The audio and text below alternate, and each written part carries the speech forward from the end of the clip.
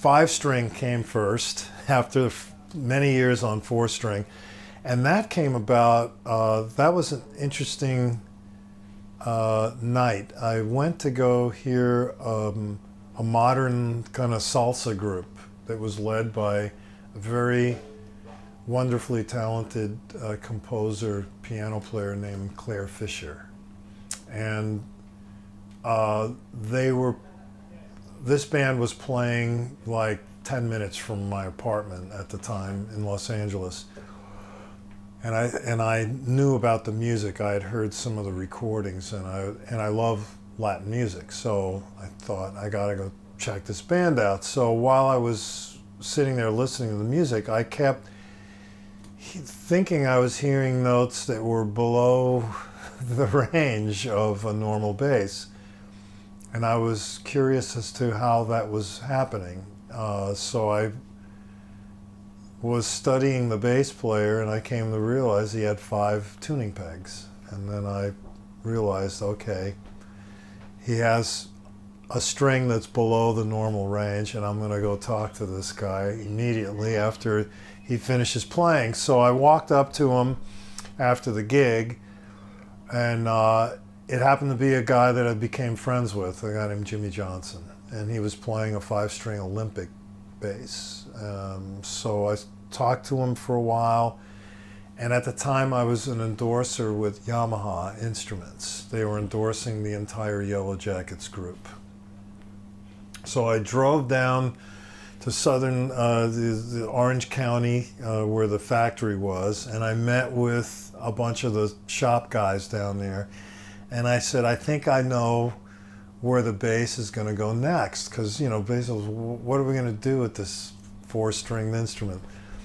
And I knew in classical music I had seen 5-string upright basses, so it made a lot of sense to me. And I talked to the guys, and they basically thought I was foolish, except for one guy who took me serious, and he organized having a 5-string bass made for me at Yamaha, which I did get like several months after that meeting, and went out with the Yellow Jackets with it.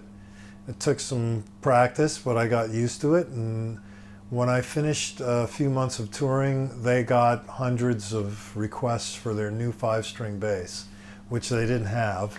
So they I think they worked really quickly, and they came up with what was then called the BB 5000.